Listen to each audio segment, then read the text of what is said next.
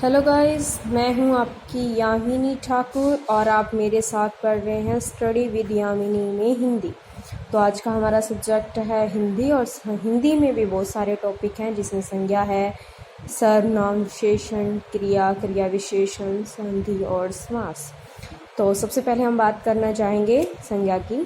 तो संज्ञा की परिभाषा देखेंगे तो किसी व्यक्ति, वस्तु, स्थान, गुण, दशा आदि के नाम को संज्ञा कहते हैं। तो जैसे कि हम देखेंगे वस्तु के अंदर कुछ भी हो सकता है, जैसे पंखा है, ठीक है, स्थान जयपुर है, दिल्ली है, कोई भी दशा है, बुढ़ापा, जवानी, ठीक है, ये सभी संज्ञा ही कहलाती हैं। संज्ञा के 3 भेद होते हैं, हमने बचपन से ही सुने हैं, व्यक्तिवाचक, जातिवाचक और भाववाचक संज्ञा। तो सबसे पहले हम बात करेंगे व्यक्तिवाचक संज्ञा की।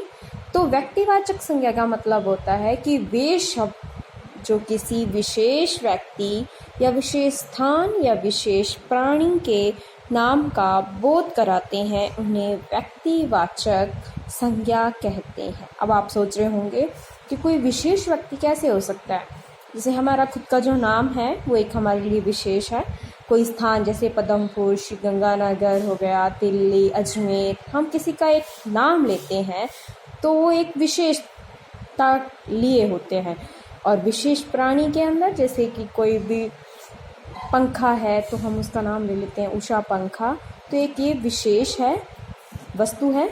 विशेष प्राणी में जैसे कि अजगर, कपिला गाय, ठीक है, अलग अलग कुत्तों की जो नस्लें होती हैं उसमें हम किसी का एक का नाम ले लेते हैं तो वो हमारे लिए विशेष बन जाता है, ठीक है। तो उसके बाद हम दूसरा देखेंगे।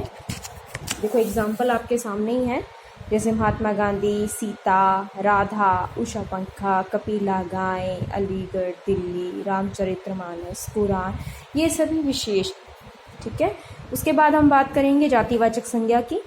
तो वे शब्द जो किसी प्राणी, पदार्थ, समुदाय की पूरी जाति का बोध कराएं, उन्हें हम जातिवाचक संज्ञा कहते हैं। जैसे कि मनुष्य, नर, पक्षी, ठीक है, नदी, सेना, देश, फल, प्रांत, ठीक है, हाथी, कुत्ता, विद्यार्थी। अब आप ये सोच रहे होंगे कि ये हमें पूरी जाति का बोध कैसे कराते हैं। जैसे मनुष्य में आप देखोगे तो मनुष्य में कौन आता है, लड़कियां, लड़के, वृद्ध, माताएं, वृद्ध पिता, ठीक है, ये सब आ जाते हैं। पक्षी में बहुत सारे पक्षी आ जाते हैं। एक शब्द लेने से हम सारे पक्षियों की नस्लों को ले लेते हैं उसमें, जैसे चिड़िया हो गई, अलग अलग नस्ल में कबूतर हो गया, ठीक है, ये सारे पक्षी के ग्रुप को शो करता है।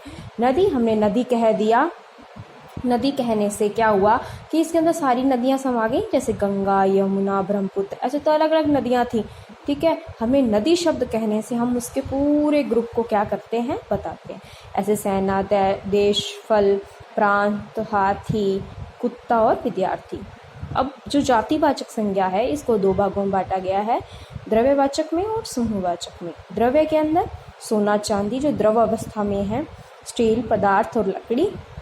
समूह के अंदर जाति, नदी, मनुष्य, गुच्छा हो गया, जैसे अंगूरों का गुच्छा, गुलदस्ता हो गया, ये समूह को डेडिकेट करते हैं, ठीक है। फिर हम बात करेंगे भाववाचक संज्ञा की। जिन संज्ञा शब्दों से किसी व्यक्ति, वस्तु के गुण, धर्म, दोष, अवस्था, भाव आदि का बोध होता है वे भाववाचक संज्ञा कहलाते हैं।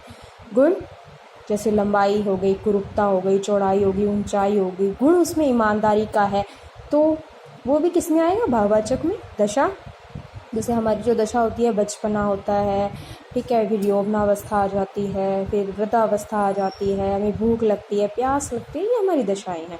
भाव जो हमारे फेस पे दिखाई देते हैं, भाव हमारे जैसे आशा का, निराशा, शांति, शत्रुता, कार्य, सहायता, सलाह और प्रशंसा, ये तो थे हमारे भाववाचक। तो अब आप समझ गए होंगे कि संज्ञा के 3 भेद होते हैं, कौन कौन से। पहला व्यक्तिवाचक, दूसरा जातिवाचक, तीसरा भाववाचक। व्यक्तिवाचक किसे कहते हैं, मतलब किसी विशेष व्यक्ति के नाम को व्यक्तिवाचक संज्ञा कहते हैं।